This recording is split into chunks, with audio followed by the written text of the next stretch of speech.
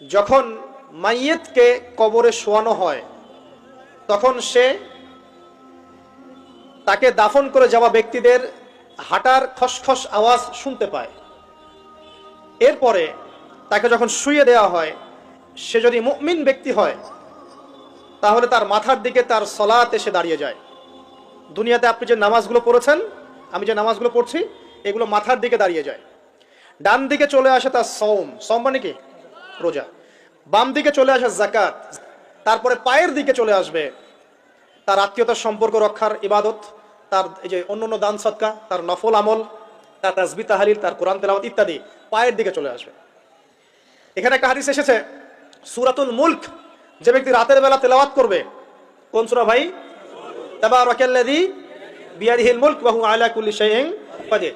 এই সূরা যে ব্যক্তি রাতের বেলা করে তেলাওয়াত করবে, ইনশাআল্লাহ সূরা মুলকও কবরে তার সাথে থাকবে এবং কবর আযাব থেকে সূরা মুলক তাকে বাঁচাবে ইনশাআল্লাহ। আমি বুঝাচ্ছি যে কি অবস্থাটা হবে। এবার দুজন ফেরেশতা মাথার দিক থেকে আসবেন, আসতে চাইবেন, সালাত বলবে এখান দিয়ে আসা যাবে না, এদিক দিয়ে আসা যাবে না। ডান দিক দিয়ে আসতে চাইবেন, এদিক দিয়ে আসা যাবে না। বাম দিক দিয়ে আসতে চাইবেন, যাকাত বলবে এদিক দিয়ে আসা যাবে না। পায়ের দিক দিয়ে আসতে চাইবেন, আমলগুলো বলবে এদিক দিয়ে আসা যাবে না।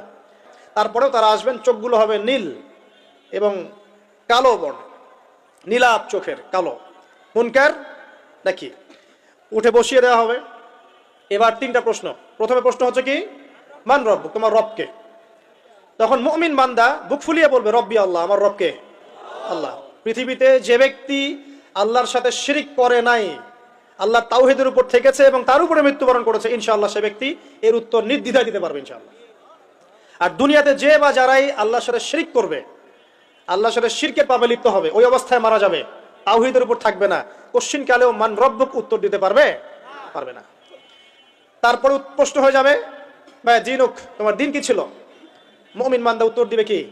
দিন ইয়াল ইসলাম, আমার দিন ছিল ইসলাম। এখানে শুনে রাখেন, পৃথিবীতে যারা ইসলামকে পরিপূর্ণরূপে পালন করবে তারাই এই উত্তর দিতে পারবে ইনশাআল্লাহ।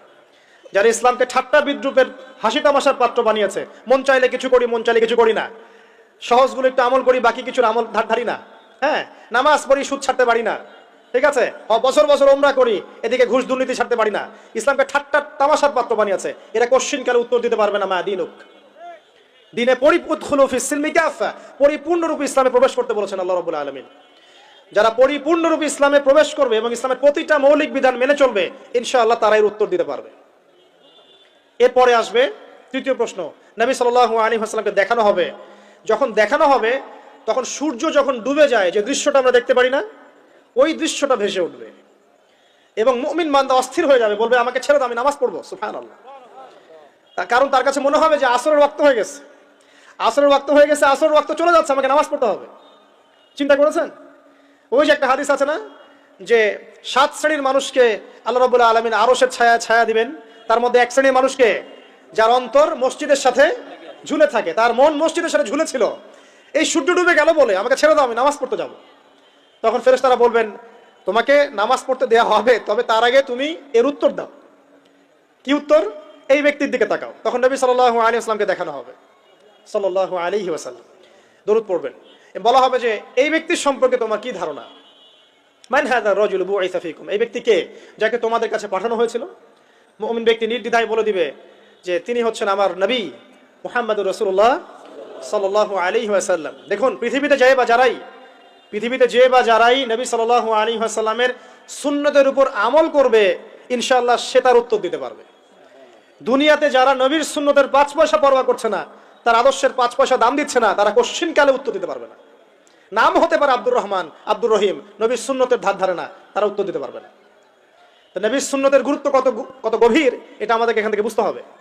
তাই প্রিয় যুবক ভাইরা, মুসলিম ভাইরা, আমাদের জীবনটাকে নবীর আদর্শ এবং সুন্নতে ঢেলে সাজাতে হবে। সকাল থেকে সন্ধ্যা পর্যন্ত প্রতিটা কাজ করবো কার তরিকায়? রাসূলের তরিকায়। নামাজ পড়বো তার তরিকায়, রোজা, সিয়াম, হজ, যাকাত, আমল, মুআমালাত, আখলাক সব কার তরিকায়? নবী সাল্লাল্লাহু আলাইহি ওয়াসাল্লামের তরিকা অনুযায়ী ইনশাআল্লাহ। আল্লাহ পাক তৌফিক এনায়েত করুন, আমিন। এবার ফেরেশতা দুজন জিজ্ঞাসা করবেন অবাক হয়ে যে তুমি কিভাবে এটা জানলে, তুমি কিভাবে এই 3টা প্রশ্নের উত্তর দিতে পারলে? কারণ বেশিরভাগ মানুষ তো উত্তর দিতে পারবে না, বেশিরভাগ মানুষই এই উত্তর দিতে পারবে না। কারণ কিয়ামতের মাঠে 1999 জন মানুষ জাহান্নামে যাবে, নাউজুবিল্লাহ। তো এটা কঠিন পরীক্ষা। আল্লাহ রাসূল সাল্লাল্লাহু আলাইহি ওয়াসাল্লাম বলেছেন যে নিশ্চয়ই তোমাদেরকে এখানে পরীক্ষায় ফেলা হবে, আর তোমরা যদি এই পরীক্ষা জেনে তোমাদের মৃতদেরকে দাফন করা থেকে বিরত না থাকতে, তাহলে আমি তোমাদেরকে শুনিয়ে দিতাম কবরে কেমন পরীক্ষা হয়।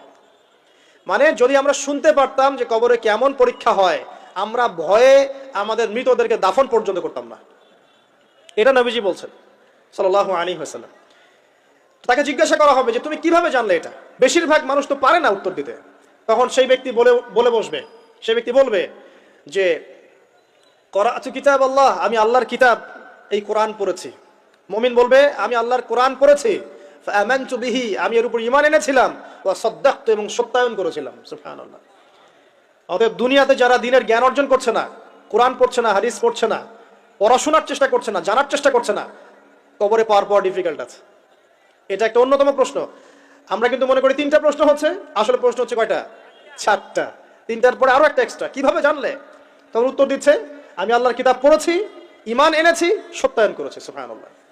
নবী সাল্লাল্লাহু আলাইহি ওয়াসাল্লাম হাদিসের পরের অংশে বলছেন যে যখন কাফের বান্দাকে উঠানো হবে, তখন ডানেও কিছু নাই, বামেও কিছু নাই, সামনে পিছনে কিচ্ছু নাই। মাথার দিক থেকে ফেরেশতারা চলে আসবেন, উঠিয়ে বসানো হবে, প্রশ্ন করা হবে কে তোমার রব? একটাই উত্তর, লা আদরি, আমি জানি না। নাউযুবিল্লাহ। কি তোমার দিন? লা আদরি, আমি জানি না। এই যে আল্লাহর তো খবর নাই, আল্লাহ পাকের বিধান মেনে চলার কোনো খবরই নাই, পরোয়াই নাই। সে জানবে কিভাবে ইসলাম কি জিনিস? সে জানবে কিভাবে আল্লাহ কি জিনিস? ও তো আল্লাহকে চিনেই না। দিব্যি বলে বেড়াচ্ছে মহাবিশ্ব সৃষ্টি হয়েছে বিগ ব্যাং থেকে, আল্লাহ বলে কেউ নাই। মানুষ সৃষ্টি হয়েছে বান্দর থেকে, নাউযুবিল্লাহ। ওই যে ডারউইনের মতবাদ, কি থিওরি অফ এভলিউশন নাকি? হ্যাঁ, তাই তো মনে হয়। অনেকদিন আগে পড়ছি ভাই, ভুলে গেছি এগুলো। যাই হোক, মানুষ তো আল্লাহকে চিনছে না। এখনো মানুষ মনে করছে যে আল্লাহ বলতে কেউ নাই, এবং এই মুক্ত চিন্তার নামে, বাক স্বাধীনতার নামে নাস্তিকতার যে চর্চাটা বেড়েছে বাংলায়, এটা আশঙ্কাজনক। বড় বড় বিশ্ববিদ্যালয় থেকে পড়ে আসছে, অনেক সময় দেখলাম বড় বিশ্ববিদ্যালয়ের প্রফেসর, সে বলছে যে মহাবিশ্ব বিগ ব্যাং দিয়ে সৃষ্টি হয়েছে, সৃষ্টিকর্তা নাই এখানে কোনো। তো মুসলিম বিজ্ঞানীর একটা কথা বলতেন যে মানুষ বিজ্ঞান সম্পর্কে অল্প জানলে নাস্তিক হয়ে যায়, আর অনেক গভীর জ্ঞান অর্জন করলে আল্লাহর কাছে আত্মসমর্পণ করে। খেয়াল করে দেখবেন, ডক্টর, ইঞ্জিনিয়ার যারা বড় বড় লেভেলে চলে গেছেন, অনেক সিনিয়র, তারা কিন্তু বেশিরভাগ নামাজি দেখবেন, নামাজ পড়ে, দান সৎকা করে, সমাজ কল্যাণমূলক কাজ করে। তারা কিন্তু রোগীর সেবা করতে গেলেও বলে যে নামাজ পড়িয়েন, রোজা রাখিয়েন, তারা কিন্তু বলে। অনেক ডক্টর আমি দেখেছি এমন, যারা যত বেশি গবেষণা করে তারা তত বেশি আস্তিক হয়ে যায়, আর টুটাফাটা গবেষণা করলে নাস্তিক হয়ে যাবেন। কত প্রশ্ন, ইসলামের এটা কেন, ওইটা কেন, ইসলামে বহুবিবাহ কেন, হ্যাঁ, ইসলামে কি পর্দার বিধান কেন, তারপর ইসলামে এত রেস্ট্রিকশনস, এত বাইন্ডিংস কেন, হ্যাঁ, স্বাধীনতা নাই কেন, কত প্রশ্ন। ইসলামের এগেইনস্টে কত তীর এখন ছোড়া হচ্ছে। তো এই ব্যক্তি কেমন করে উত্তর দিবে যে মাহাদিনুক, তোমার দিন কি? আল্লাহর দিকে কত প্রশ্ন ছোড়া হচ্ছে, কত শিরকের পাপ আমরা করছি, অনেক সময় মুসলিম হয়েও শিরকের পাপ করছি। কিভাবে উত্তর দিবে মান রব্বক? 3 নাম্বার প্রশ্ন যখন করা হবে এই ব্যক্তিকে, দেখো দেখি, সে বলবে যে আমি জানি না এই ব্যক্তিকে, তবে শুনেছিলাম, মানুষের মুখে শুনেছিলাম, মানুষ যা বলতো আমি তাই বলতাম। মানে সে রাসূল সাল্লাল্লাহু আলাইহি ওয়াসাল্লামের নাম শুনেছিল হয়তোবা, কিন্তু তার সুন্নত বা আদর্শ কখনো মেনে চলে নাই, পারলো না। এবার জান্নাতি ব্যক্তি হলে কি হতো? ওই যে সূর্য ডুবছিল যেখানে, তার দৃষ্টির সীমা পর্যন্ত কবরকে প্রশস্ত করে দেওয়া হতো, এবং জান্নাতের একটা দরজা তার কবরে খুলে দেওয়া হতো। এটা কিভাবে করা হবে সেটা আল্লাহ পাক জানেন, এটার ব্যাখ্যা করার জ্ঞান আল্লাহ আমাদেরকে দেন নাই। যেই মানুষের ক্ষুদ্র জ্ঞানে মানুষ ব্যাকটেরিয়া ভাইরাস নিয়ে গবেষণা করতে হিমশিম খেয়ে যায়, সে মহাবিশ্বের স্রষ্টা নিয়ে কিভাবে গবেষণা করবে? আল্লাহ পাকের অসীম জ্ঞানের সামনে আমার জ্ঞান কি? খুবই ক্ষুদ্র। হাদিস এসেছে বুখারী শরীফের মধ্যে যে একটা মহাসমুদ্রের মধ্যে যদি একটা পাখি 1 ফোঁটা পানি উঠিয়ে নিয়ে যায়, ওই 1 ফোঁটা পানি হচ্ছে মহাবিশ্বের জ্ঞান, আর বাকি পুরো মহাসাগর হচ্ছে আল্লাহ পাকের জ্ঞান। তো আমরা এই ক্ষুদ্র জ্ঞানের মানুষ হয়ে আল্লাহর জ্ঞানকে কেমন করে পেনিট্রেট করতে পারি? তো আল্লাহ পাক জান্নাতের দরজাগুলো খুলে দিবেন, একটা দরজা খুলে দিবেন, সেখান থেকে বাতাস আসবে, সে জান্নাতের নাজ নিয়ামত উপভোগ করতে থাকবে, এবং তার রূহটাকে সবুজ রঙের পাখির আকৃতিতে জান্নাতে রেখে দেওয়া হবে। ইল্লিন মানে ওখানে জান্নাতের নিয়ামত সে পাবে। এটাকে বলা হয় দারুল বারজাখ বা বারজাখের জীবন। পাপী ব্যক্তি হলে জাহান্নামের দরজা খুলে দেওয়া হবে, আর জাহান্নামের সে আযাব ভোগ করতে থাকবে, এবং পুণ্যবান ব্যক্তি হলে জান্নাতের দরজা খুলে দেওয়া হবে, এবং এর নাজ নিয়ামত সে ভোগ করতে থাকবে। তখন তাকে বলা হবে এটা জান্নাতের সেই জায়গা যেখানে তুমি থাকবে। এটা দেখার সাথে সাথে, শোনার সাথে সাথে তার যে খুশি, উৎফুল্লতা আরো অনেক বেড়ে যাবে। এবং সে কি করবে জানেন? সে পৃথিবীতে ফিরে আসতে চাইবে। সে বলবে, আমাকে আমার পরিবারবর্গকে জানাতে দেন, আমাকে আমার পরিবারবর্গকে জানাতে দেন যে আমি ভালো আছি। তখন ফেরেশতারা তাকে বলবেন যে এটা সম্ভব না, তোমার এবং তাদের মাঝে দারুল বারজাক আছে, তুমি এটা ভেদ করে যেতে পারবে না। তখন তার আত্মাটাকে ইল্লিনে দেওয়া হবে, একটা সবুজ পাখির আকৃতিতে জান্নাতে ঘুরে বেড়াবে ইনশাআল্লাহ। আর যদি জাহান্নামী হয়, তাহলে যে বললাম, দরজা খুলে যাবে জাহান্নামের, মর্মান্তিক আযাব তার দিকে আসতে থাকবে, কবর সংকুচিত হয়ে আসবে এমন ভাবে যাতে তার বাম পাজর ডান পাজরের ভিতরে এইভাবে ঢুকে যাবে, নাউযুবিল্লাহ। এবং এই আযাব চলতে থাকবে ইলা ইয়াউমি ইউবআসুন, পুনরুত্থানের দিন পর্যন্ত।